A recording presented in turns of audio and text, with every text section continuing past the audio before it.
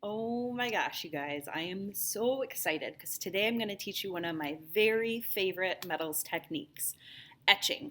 Etching is a great way to add some design and texture to your pieces. So this is an example of a bracelet that has been etched.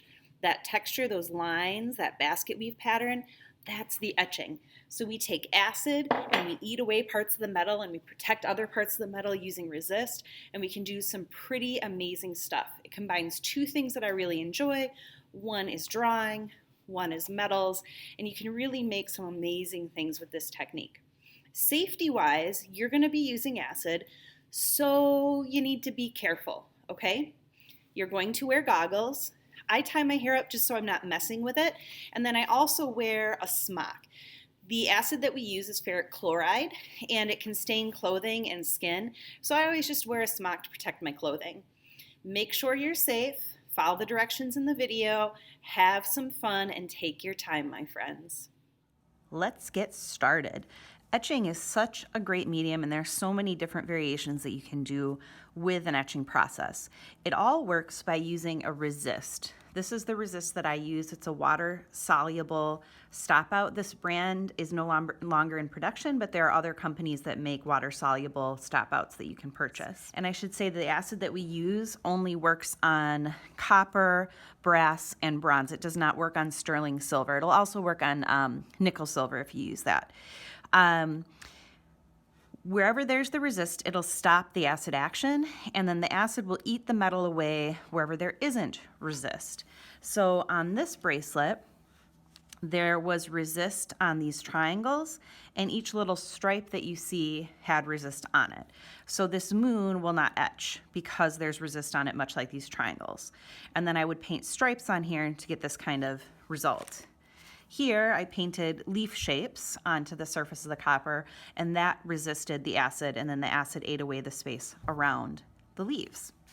The first step in prepping our metal is to protect the backs of our pieces. And I do that with Sharpie because it functions as a resist. It's not as strong as the stop out that we use, but it helps to protect the backs of our pieces because we don't want them to get etched. So I'm just going to take my Sharpie and I'm going to coat the back of this bracelet.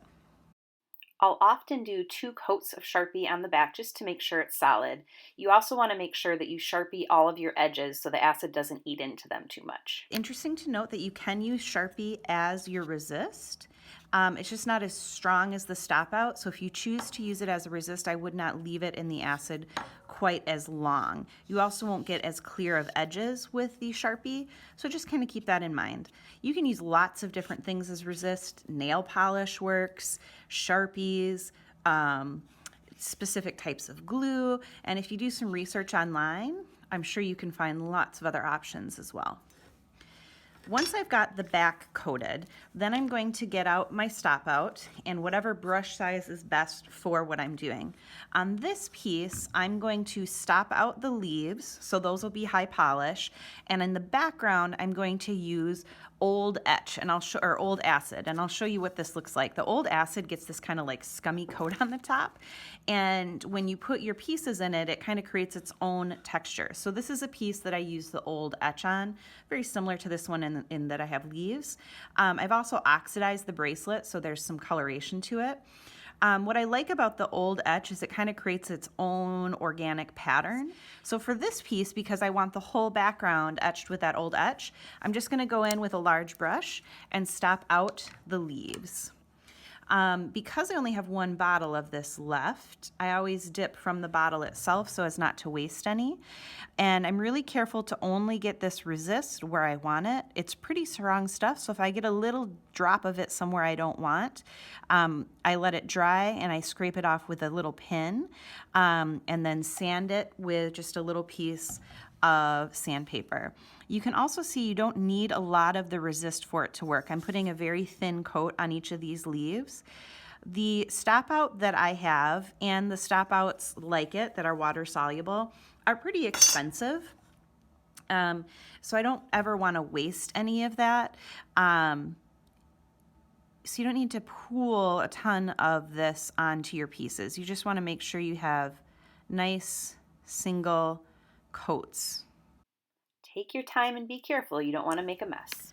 Once I've finished, I make sure to cap the bottle. And then the very first thing I'm going to do is wash this brush out. If the stop out dries on the brush, it's a little tricky to get out, but if I wash it out while it's still wet with just warm soapy water, I can wash everything away, which is lovely because it is water soluble. All right, make sure you wash that brush up really, really well. You don't want to leave any of the green stuff in there. So I'm going to take the side of a pin and just really gently, I'm going to remove this little dot here and here. So I'm trying to get the majority of the stop out off. Then I just have a little piece of 600 sandpaper, and I'm going to come in and I'm going to sand off the remainder.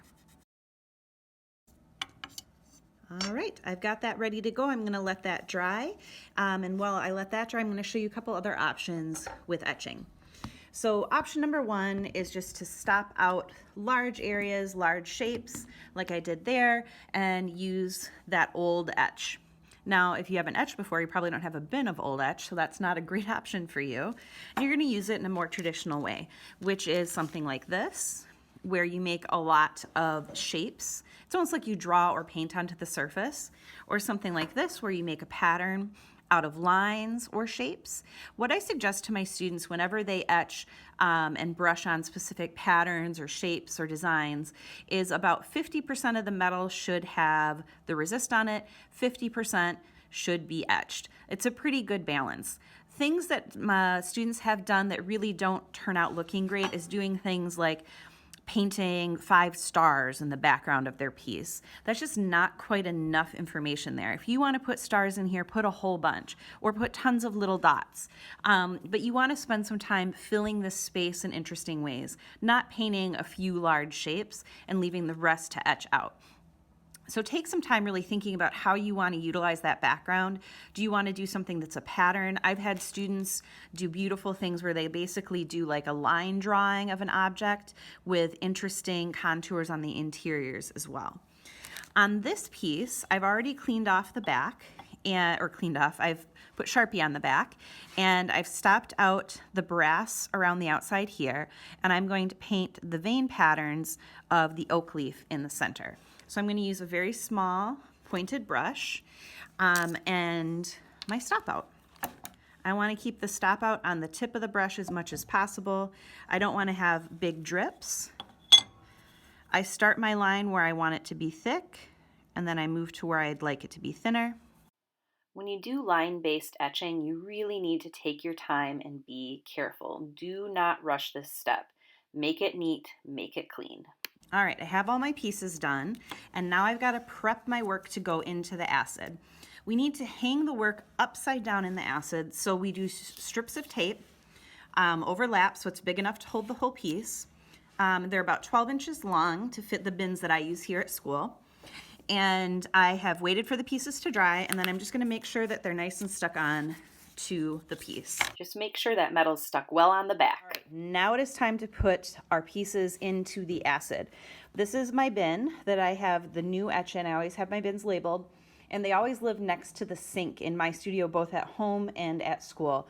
I have it over on a table now just for the purposes of video, but I keep it next to the sink for easy cleanup.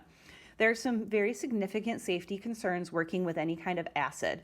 We're using ferric chloride, and it's relatively safe. However, you don't want to get it in your eyes, so you need to make sure you have goggles on, and it stains. So I'm wearing a smock over my clothing just so I don't stain my clothes. If you get it on your hands, you need to make sure you wash it really well. If you get it in your eyes, you need to use an eye wash station. I do have one of those in my classroom. When you use an eye wash station, it's 20 minutes of rinsing your eyes out and then follow up with your doctor.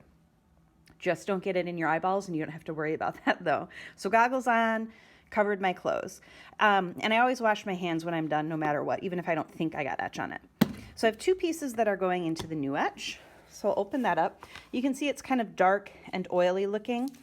I'm going to take the piece, make sure that I've got that back on really tight. And what I want to do is I want to suspend this just below the surface of the acid. So I kind of go down, I wiggle it a little bit to get air bubbles out, and then I pull it back up so that tape's just below the surface, and I secure it on the sides of the bin. And I'll do the same with my nighttime piece here. Now, why do we hang this upside down? When this acid goes in and it dissolves this copper, the copper kind of releases itself from the main piece, and it creates kind of a coppery gunk. And if we have it upright, that coppery gunk sits on the top of the copper, and it stops the acid action from happening. If we flip it upside down, that coppery junk falls, coppery junk falls away from our art, and it allows for a deeper, nicer etch. Now, for sure, I'm gonna have to wash my hands really well, right? We wanna make sure we're safe above all else. There we go. Good lesson is to pay attention to what you're doing and not the video you're making. All right, my tape's not quite long enough, so I'm gonna grab just a little piece, secure this over here to this side, shake it a little bit to get rid of air bubbles. I'm gonna go throw this paper away and wash my hands, and then I'm gonna show you the old etch. All right, here we have our old etch. Open this up. And if you look at the top there, you can see that there's scummy things floating all over the surface of it. And those scummy things kind of attach themselves to your work and create some variations in the surface of your piece. So what we don't want to do is mix this up. And I just carried this over here. I try to move this bin as little as possible so this keeps a nice goopy skim over the top. It sounds so gross, but it's what works, right? And all I'm gonna do is I'm gonna take this down. I'm not gonna jiggle this one. I'm just gonna put it flat in, let that stuff go over the surface, and then I'm gonna secure on the sides. And then you do the same thing with the new etch. You cover it up and you let it sit. The new etch you let sit for about 2 hours. The old etch I usually let sit a little bit longer, around 3 hours.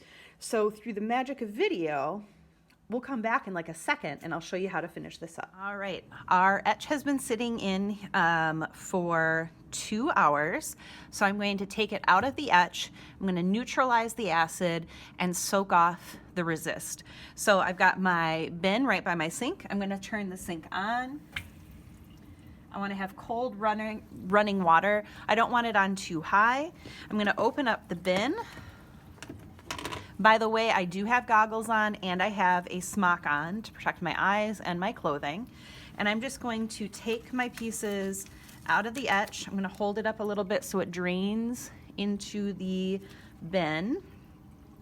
And then I'm just going to take it and I'm going to pop it into the sink, let it run under the water for a few minutes. In the sink, I'll take the piece off the tape. The tape will go into the garbage.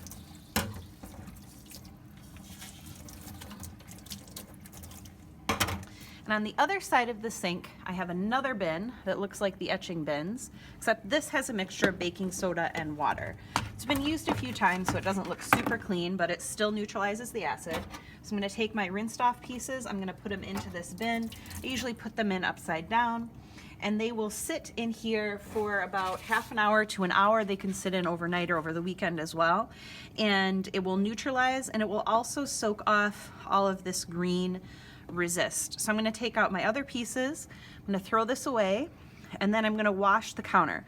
First I wash it down with just a wet paper towel, and then I'll use soap and water and dry it off. And of course, when I'm done with everything, I'll wash my hands. All right, these bracelets have been sitting in this lovely concoction for about a half an hour. So what I'm gonna do is take them out, I'm gonna use my toothbrush, and I'm just gonna come in there and scrub. And if you look, you can see that most of that green, if not all of it, has dissolved. The Sharpie on the back has not, but that'll come off really nice and easily, just with the little sandpaper, even on the buff. Once I have scrubbed it, I'm just gonna rinse it. I'll use a little soap and water on it, dry it, and then at that stage, I'm now ready to do whatever comes next for that piece. On these bracelets, that means turning the bracelets, forming the bracelets. And I'll make another video to show you how to do that. If it's an earring or a necklace or anything like that, this is usually the last step before buffing. So I would take this over to the buff, I'd buff it up, and I'd have my finished piece. Love this part. I love seeing the outcome of the textures and how all of this is pulled together. It's really exciting. It's also satisfying to be able to go right from here almost directly to the If you'd puff. like to see what the finished pieces turn out to look like, then I highly suggest you watch my bracelet turning video and then my buffing video, which will come after that. I look forward to seeing how they turn out, and truly etching is one of my very, very favorite techniques.